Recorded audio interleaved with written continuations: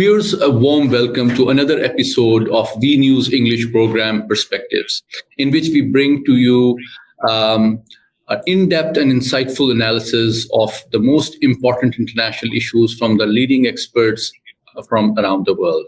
So today, we are joined by a leading expert in the United States on South Asian affairs, Mr. Michael Kugelman, who's director of South Asia Institute at the Wilson Center, one of the leading think tanks in the US. Very warm welcome, Michael. Well, thank you very much. Great to be here with you. So, viewers, today we are going to discuss how one of the leading experts on South Asian affairs in the US look at South Asia and some of the most interesting developments which we have seen recently. And also the current US election campaign, that how does South Asia figure in it? Is a significant issue? Is it a significant region? Is it a source of concern or a land of opportunity? So we'll try to cover these aspects in our program today. So Michael, first off, let me ask you, what is your take on the current election campaign in both Biden and Republican camps? That how do they look at South Asia? So I think that this presidential campaign, like so many in the U.S. and quite frankly so many in many countries, is not really focused on foreign policy in a big way. It does feature, which I'll get to, but I think that the main focus is on domestic issues, economic issues, immigration, many of them quite polarizing.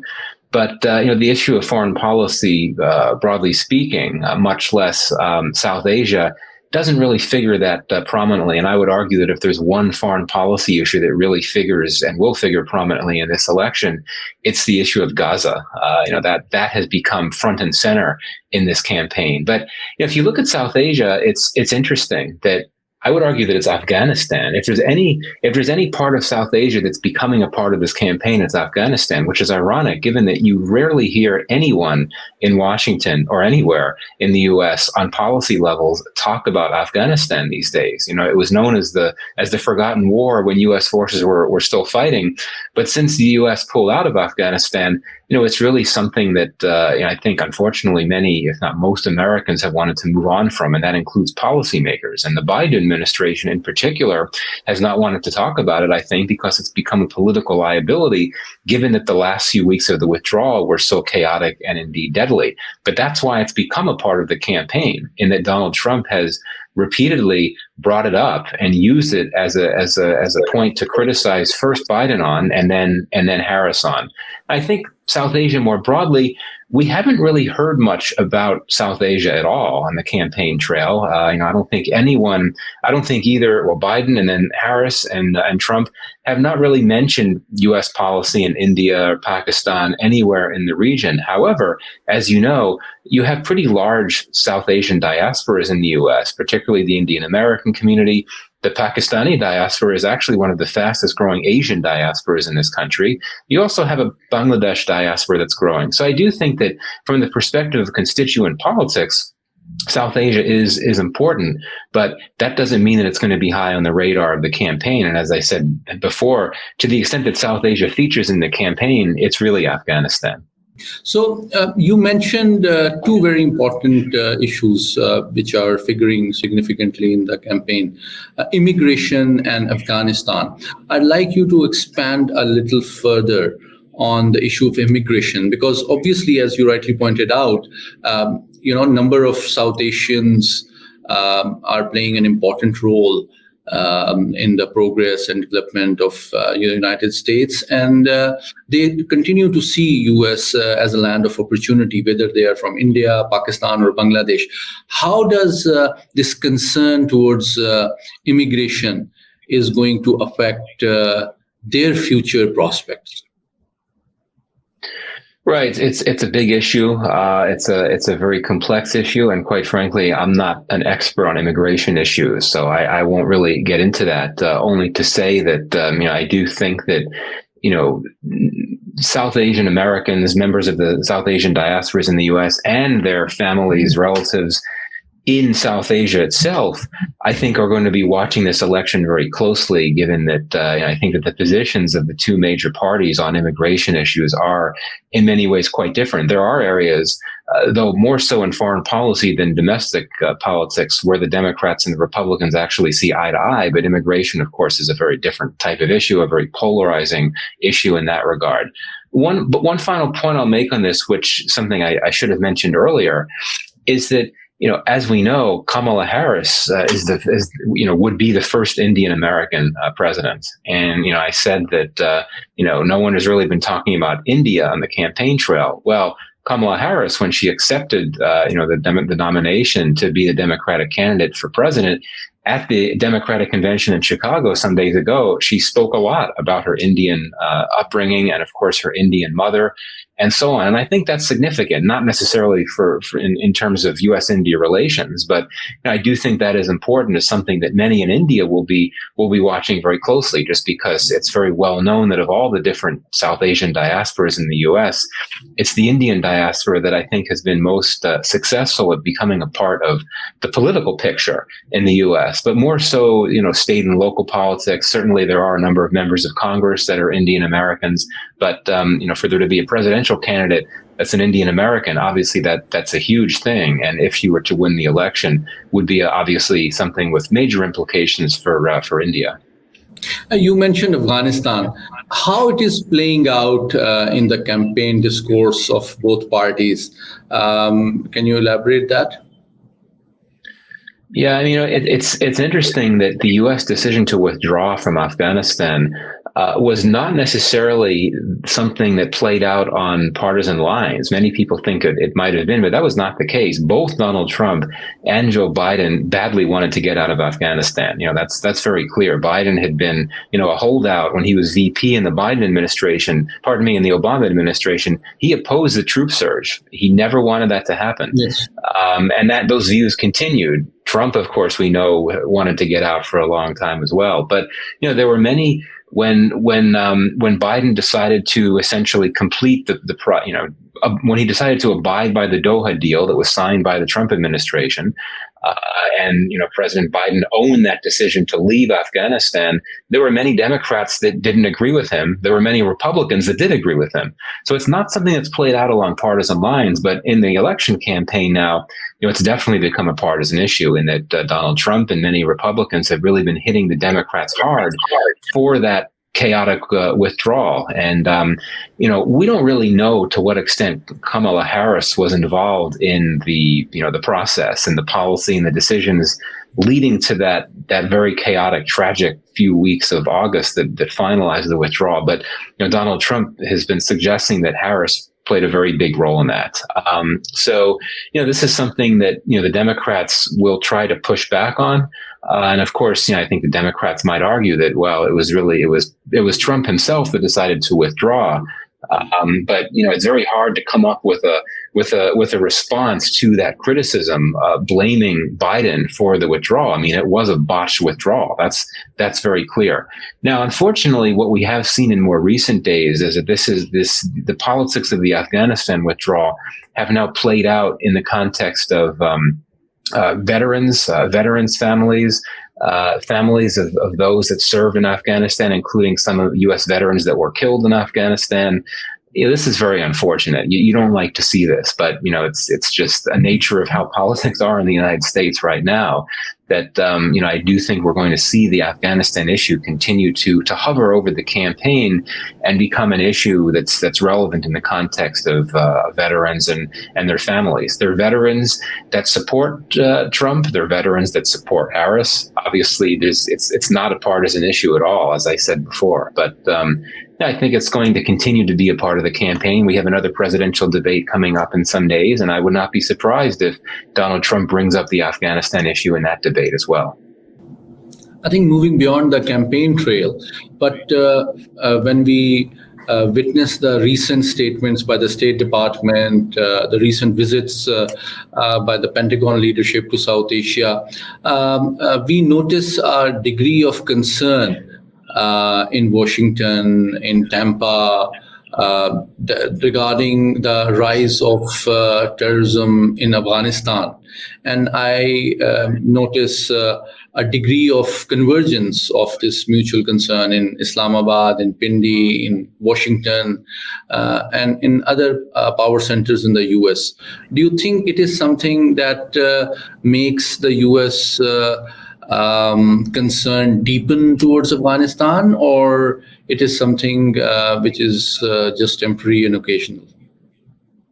Yeah, it's a great point. I mean, this issue of terrorism concerns about Afghanistan and what the U.S. thinks of those. It's actually a fairly complex issue. I think that the simple answer is yes. I mean, the U.S. is concerned about terrorism threats emanating from Afghanistan, mainly because of ISKP, Islamic State Khorasan.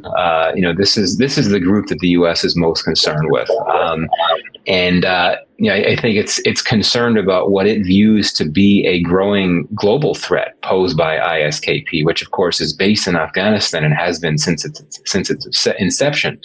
But there's some interesting caveats that have to be put out here.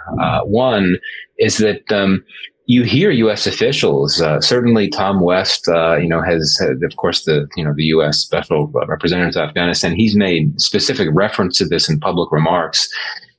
U.S. officials are willing to grudgingly acknowledge that the Taliban in Afghanistan have actually done a pretty good job of managing a threat posed by ISKP. I mean, the Taliban, of course, have carried out these scorched earth operations or offensives, ground offensives against Islamic State fighters.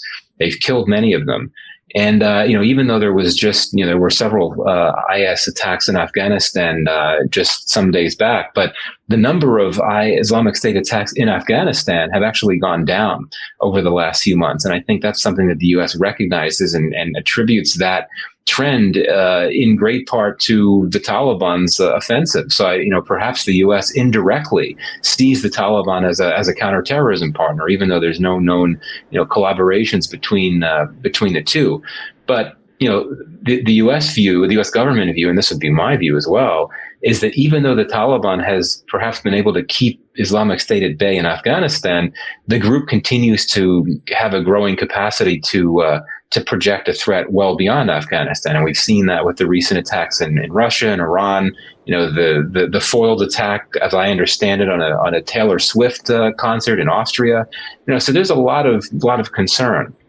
The other caveat that I would mention is the TTP. I mean, I think that from Pakistan's perspective, TTP is the biggest concern, the biggest terrorist concern emanating from Afghanistan, for good reason. But here in Washington, the focus is very narrow, and it tends to be focused on ISKP. I mean, TTP is a group that previously posed a threat to the U.S. Of course, you had a TTP-trained militant that tried to blow up Times Square almost 15 years ago. But TTP is rebranded now, and its fight is exclusively focused on Pakistan and its direct partners, whether we're talking about China, in China's activities in Pakistan, or whatever the case may be. The TTP does not target the U.S. and it doesn't threaten the U.S. So this is why there's a bit of a disconnect between the U.S. and Pakistan on these terrorism threats emanating from Afghanistan. Both countries think that terrorism is a big concern there, but they might differ a bit on what constitute the biggest threats. That said, I mean, this is a potential point of convergence. There has been a counterterrorism dialogue between the U.S. and Pakistan on formal level. So it's definitely an issue that the two sides will continue to talk about. When we look at the current situation in Afghanistan, briefly, how do you look at the last 3 years of the Taliban administration? Because the perception in Pakistan is that they have not really lived up to their commitments as per the Doha Accord. They have failed to form an inclusive government. Their consideration or towards human rights record is also not very forthcoming, and their ability to eliminate terrorist outfits from their territory, which are attacking other countries, including Pakistan, is less than impressive. Do you think these are also the concerns shared by Washington, or is it something which Pakistan feels on its own? No, I think there's a pretty strong consensus that the Taliban have not abided by their obligations in the Doha deal, and there weren't that many obligations for the Taliban. One of the many reasons why that deal was criticized, it was much harder on the U.S. and its partners than on the Taliban, and didn't ask much of the Taliban. But look, I think terrorism was one thing that stands out in the sense that what the Doha deal did do is that it obligated Afghanistan, the Taliban, essentially, to deny space to any type of actor that could pose a threat to the U.S. and its allies. And if you consider Pakistan to be an ally of the U.S., then that would suggest that the TTP should have been a group curbed by the Taliban. And the Taliban have clearly not curbed TTP, or at least not sufficiently, that does not pose a threat to Pakistan. It clearly does. But I think that it's quite clear that the Taliban have not lived up to their obligations. But again, the Doha deal was really a withdrawal deal that gave the U.S. the political cover, so to speak, to withdraw from Afghanistan, knowing that the Taliban would not shoot at U.S. forces on their way out, which would have been a political embarrassment for the Trump administration, which was then in power. The Taliban obligations were not that many. That was one of them, and they did abide by that. U.S. forces did not really face any threats or fire from the Taliban as they were withdrawing. But if the other issues, such as what we're talking about here in terms of denying space to terrorists and all that, that's where the Taliban have not lived up to their obligations. So right now, my last question regarding Afghanistan. When you look at the Pakistani perspective, we see three types of terrorist organizations operating from Afghanistan against Pakistan. One is, again, Daesh or ISKP, which has a global agenda. Then there are ethnocentric organizations like BLA, BLF, which are attacking Balochistan. And then there is TTP. What is your view that against which organization there is space and opportunity for Washington and Pakistan to cooperate further against? Well, I mean, theoretically, all of them, in the sense that the U.S. and Pakistan see eye to eye. As you'll recall, some years ago, the U.S. designated the BLA as a terrorist organization. The State Department did. So that formally put them on the U.S. and Pakistan on the same page. Both countries view all these groups you mentioned as threats and as terrorist organizations. I think that, quite frankly, though, ISKP is the one where there's the potential for the most convergence between the U.S. and Pakistan, because it's really the only group that both see as a major threat. Well, of course, Pakistan would view TTP or the BLA and its ilk as greater threat than ISKP, because, I think it's quite clear that those other groups have been more potent and active in Pakistan than ISKP is, not to minimize the threat that ISKP poses to Pakistan as well. But I think that given that the U.S., quite frankly, is hesitant to deepen security cooperation with Pakistan at this juncture, it would really take a very strong, compelling rationale for the U.S. to look to work more closely with Pakistan on CT issues. And it would have to be an issue in which the U.S. feels very strong about, something that it feels poses a very direct threat to U.S. interest. And that would be ISKP and not BLA and not TTP. At this juncture. But even there, as you know, U.S. security aid, or much of it, to Pakistan has been frozen for 6 years since the Trump administration made that move. And, there doesn't seem to be any desire on the part of the U.S. government, the current U.S. government, to reverse that freeze. And there's only so much you could do on counterterrorism cooperation if the U.S. is not going to be in a position to provide arms or money or whatever the case may be. There certainly are things that the two sides could talk about: capacity building, working towards strengthening Pakistan's investigative capacities, legal aspects of counterterrorism. But in terms of kinetic cooperation, I don't think there's going to be anything there. And, I'd say this as well. The U.S. knows that the TTP currently doesn't threaten the U.S. It has said that the U.S. is not a threat. But if the U.S. were to do anything in its relationship with Pakistan to suggest that it's openly working with Pakistan to help Pakistan counter TTP, well, that could bring the U.S. back into the TTP's crosshairs, which I don't think that that's nothing that anyone in the U.S. would want to see. Okay, moving beyond the security, the hard security or the traditional security domain, I want your brief comment on the nature of economic and business cooperation between Pakistan and the U.S. U.S. Is again the largest export market for Pakistan, and its role and influence in multilateral economic and financial institutions is also very important for Pakistan. How do you look at the prospects of improving relations for the common economic benefit of both countries? Yes, for this question, and really the last one you asked about prospective cooperation on Afghanistan, I think that now is a tough time to ask that question because we're soon going to have a change in government here, right? I mean, I could talk about what the current administration is doing, but we're going to have a new administration no matter what come January. It's going to be a new president one way or the other. But, speaking on how things look now, I think that the current administration genuinely wants to work more with Pakistan on economic issues. But I think it feels its hands are tied because of Pakistan's economic stress. I think that the U.S. is waiting and watching to see what happens with the IMF situation. As of course we all know, there is a staff level deal with the IMF, but waiting to see if it's finalized through executive level authorization. The U.S. really wants to see that IMF deal go through. I think it would feel a bit more reassured about engaging economically, commercially with Pakistan if that new IMF deal is in place. So that certainly is a signpost. What happens with the IMF deal? Also, a lot of the economic or non-security cooperation we see with the U.S. and Pakistan now, and what the U.S. would like to continue to see, revolves around issues like clean energy, climate change cooperation. And to be very honest, if Donald Trump returns as president, I'm not sure that his administration would have support for those types of cooperations. I mean, those are not priorities for him, and I think in a domestic context, but also in a foreign policy context as well. So that could change. But one area to look at, and I think this is important, the U.S. International Development Finance Corporation, the DFC, is the main. It's a key tool of the U.S. Indo-Pacific strategy, of which Pakistan is actually not formally a part, I don't think. But nonetheless, it's a key tool of the Indo-Pacific strategy. And the DFC, it's the main U.S. government body that sponsors infrastructure investments in countries across the Indo-Pacific.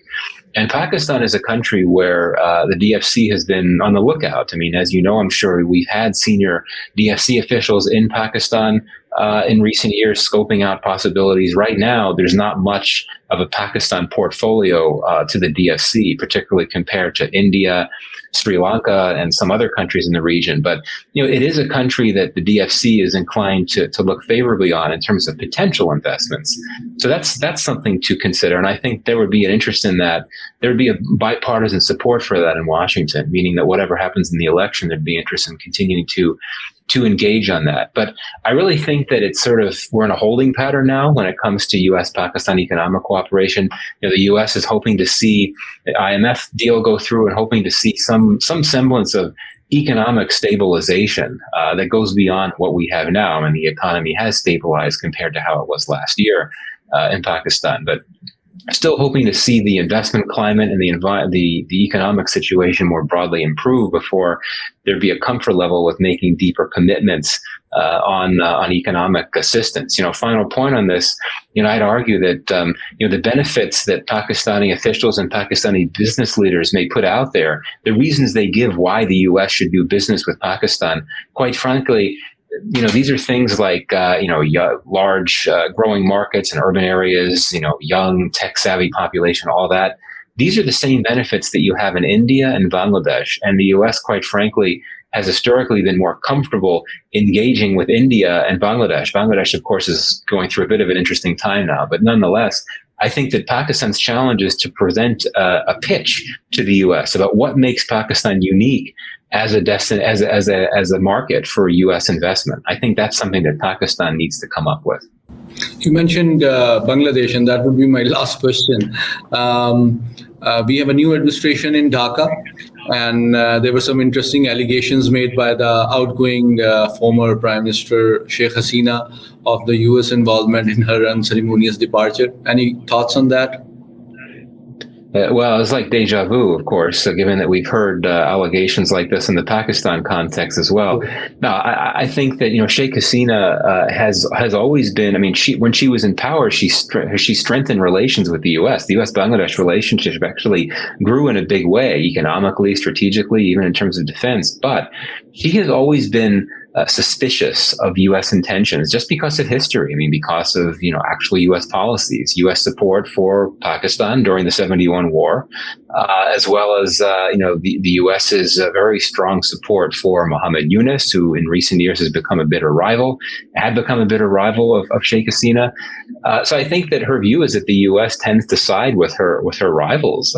So I think that sort of fuels these conspiracies and these perceptions about the U.S.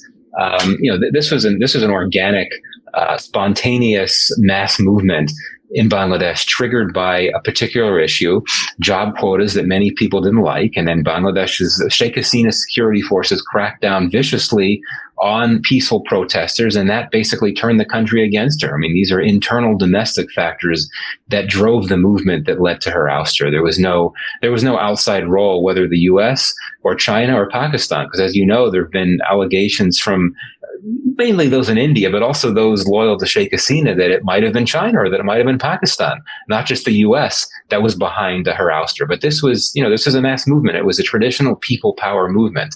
But I think that with people power movements, they produce major political change, but they don't always produce lasting democratic consolidation, democratic change. We'll see if that happens in Bangladesh. And then that sort of provokes me into asking another last interesting question. In Islamabad, some people were confused. On one hand, the U.S. Capitol Hill witnessed a resolution against Pakistan. But on the other hand, we saw State Department, being very careful and emphasizing the continuation of good relations with Pakistan. So we were hearing mixed voices. For a Pakistani, which voice should be given more, significance and taken more seriously? Well, I mean, of course, these are two different branches of government here: the executive branch, State Department, and the legislative branch, the U.S. Congress. But it's the executive branch that makes policy on Pakistan. Congress can have plenty to say about policy, and it does. But oftentimes, Congress's views and actions on foreign policy are driven by constituent concerns. And, obviously in the executive side, that's not an issue. I mean, the executive branch makes policy based on what it thinks would best serve U.S. interests.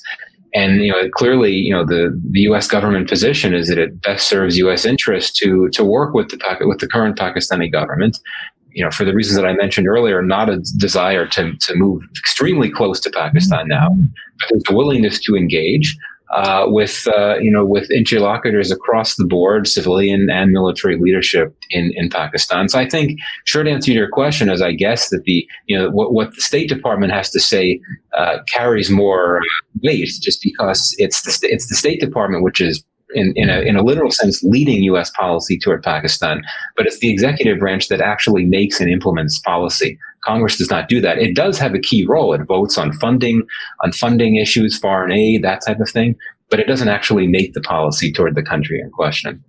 Michael, thank you very much for explaining to the Pakistani audience the difference between U.S. policy and the U.S. politics, and also your insightful analysis of the current nature of U.S. election campaign and how it views different South Asian issues, and also commenting on the prospective areas of cooperation in economic domain between Pakistan and the United States. Thank you so much for joining us today. It was really a very insightful analysis. Thank you so much. Well, thank you very much for having me. It was a great conversation indeed. Thank you so much. I think it was very good. I really enjoyed because we covered a lot of things. And you see, I mean, this was 30 minutes, but we covered a lot of ground. And I want you to, whenever you have time on your way back home, to reflect on it. I'll share the link as well. That this conversation is more intense, more focused, and more clear than what we do in the think tank business. Sometime it is. Yeah, well, that I think think tanks either here or there. I think that you have a lot of academics and maybe people that like to just talk a lot. Like on a lighter note, your last comment, how you and that was a deliberate question, and I hope you appreciate that, how you contrasted and compared the difference between politics and policy. Absolutely. I really enjoyed. Thank you for your valuable time, and I look forward to more such opportunities in future. Thank you so much. Yeah, absolutely. Thank you. And it was my pleasure. Do send me the link to this once it's out. Absolutely. I'll be happy to share. Definitely. We'll do two sort of, our strategy to promote this content would be twofold. What we'll do tonight is, share some of the key sound bites and clips on all social media. And the entire episode is uploaded the next day. So that, because the social media and the digital media trends are changing now in this part of the world, the average attention span, Michael, is less than 2 minutes. So it is very important that's why TikTok, Instagram, and Facebook Reels are becoming more popular than even YouTube and Twitter content. And if you do an analysis of how different social media platforms look at different content, then at the current trend is that the YouTube and Twitter popularity is gradually declining, and it is being completely, our TikTok, Reels, and Instagram following would be 10 times more than, I'll share it with you, the number of views you get on TikTok, Reels, and Instagram, at least 10 times more than that on Twitter and YouTube. Because I believe it. Yeah, so the trends are changing, and that's going to affect how the content is presented in those forums as well. But thank you for again joining us. Look after yourself and stay in touch. And if we'll be hopefully able to continue this conversation in future as well. Absolutely. I look forward to that. Great to speak with you. Likewise. All right. Thank you. Take care. You too. Bye.